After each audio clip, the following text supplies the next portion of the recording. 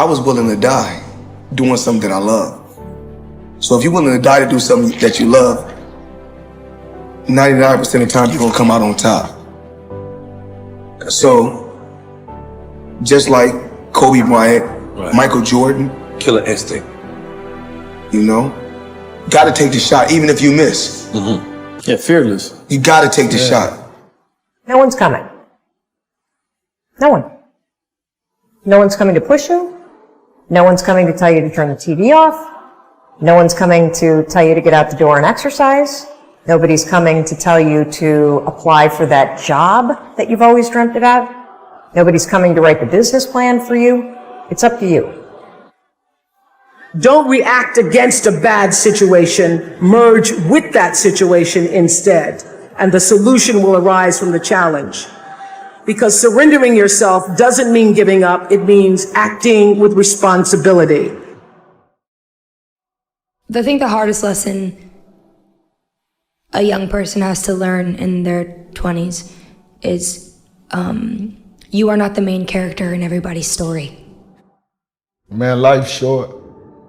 Go harder than you did last year. Whatever you thought you did, it wasn't enough. And enjoy it even more. Believe that. Go harder and find a way to enjoy it. That's when you mastered the game. Always go to something bigger than yourself. Are you not guilty of immersing yourself into things that were too small to hold your vision? My problem is so many times you've thrown big ideas at small people. You have to want something so big that it wakes you up in the middle of the night. You have to want something so big that you think about it all the time. You have to want something so big that it drives you to wake up when you don't want to. It keeps you up at night when you long been sleepy. It makes you show up, do things you wouldn't normally do. It requires extra. Be calm. When things are going well, be calm. Don't think you're on top of the world in the sense you gotta be chill. Just take what's good in your life and move forward cautiously and carefully. Losing in life is so important. Whether it's getting dumped, getting fired, losing a game, those feelings where things didn't work out your way, that's important because it lets you know this is the bad feeling that comes when it goes wrong and you improve, and then it makes the good feelings of victory all the better. The hardest thing to do, the hardest thing to deal with, the hardest thing to manage, the hardest thing to put up with is transition. The thing we hate the most is transition. We hate it because it takes us out of our element. It takes us out of our comfort zone. It takes us out of the place where we are secure and sure, and we've learned how to manage and control everything. You cannot control everything when you are in transition. The man who loves walking will walk further than the man who loves the destination. And when you love the journey, the goals just happen. You hit milestones as a side effect because it doesn't matter. At that point, I don't care if I can lift this much weight or run this fast. I mean, that's cool, but I don't love it as much as I love the journey. I love the journey. What does the journey consist of? Sucking at something, failing, getting better, learning, start it over, do it again. When you fall in love with the journey, everything else takes care of itself. Average person only spends 20% of their time doing the thing that they are really gifted at, created at, passionate about. Telling yourself every day, here I go again. And I got what it takes. This is my day, and nothing out here is going to stop me. You can do what you put your mind to. And if you continue to put your mind to it, the game opens up new levels. In each new level that gets opened up, you're able to adapt a different mindset and a different approach. You can stop at that level, or you can go, I want more levels. I want more fucking levels. You can decide that you're going to stand up to life. You can decide that I'm going to live each day as if it were my last. Some of you are so worried about the threat of trouble. You're not in trouble, it's just that trouble has threatened you. And the threat of what might happen, what could happen. It's wearing you down. Half of the things that you thought were going to happen never did happen. But if you allow those thoughts to dwell in your mind, it will succeed at robbing you of your peace, robbing you of your joy, robbing you of your life, just because you thought yourself into a nervous breakdown. You thought yourself into depression. You thought yourself into defeatism.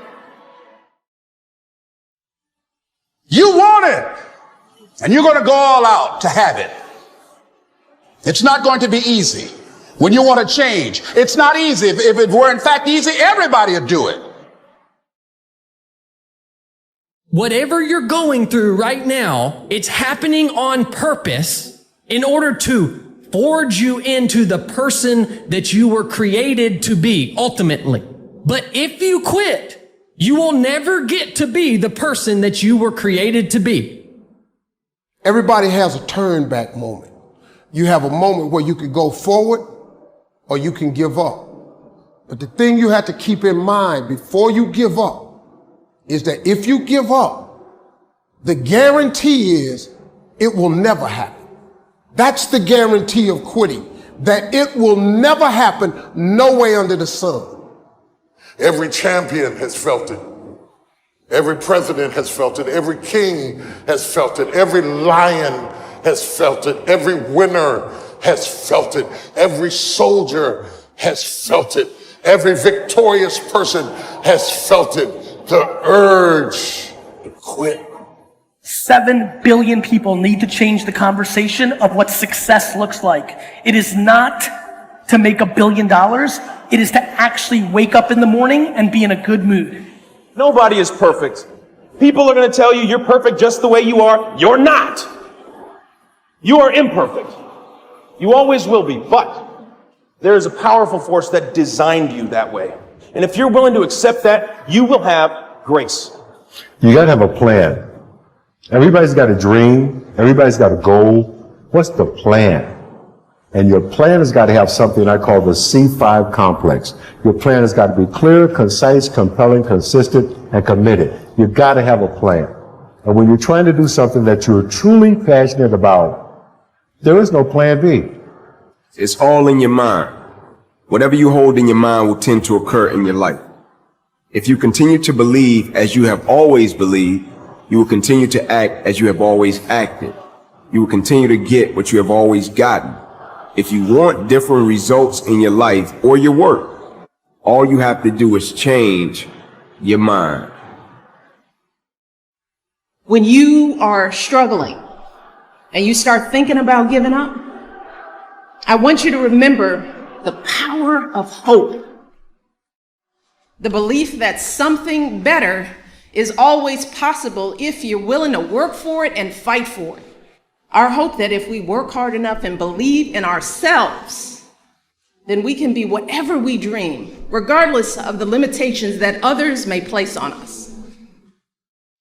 The hope that when people see us for who we truly are, maybe, just maybe, they too will be inspired to rise to their best possible selves. I'm not afraid to fail. I'm not afraid to fall over, make a mistake. That oftentimes cripples people on the onset of getting into anything. The first time I ever picked up the DJ decks, it was horrible now. But I'm not afraid of that. I'm not afraid of that feeling. It actually propels me. It works quite the opposite.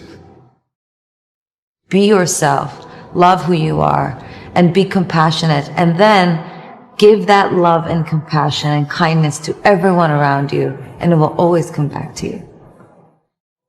Nobody in life is flawless. Nobody is perfect. You know, perfection is something that rarely exists when you're talking about individuals. It's impossible. You can try to be as perfect as you want, but ultimately you're going to come across mistakes. Right. You're going to come across flaws. And I think the real perfection is in perfecting your imperfections. That's how you get to a place where you can ultimately be happy with who you are.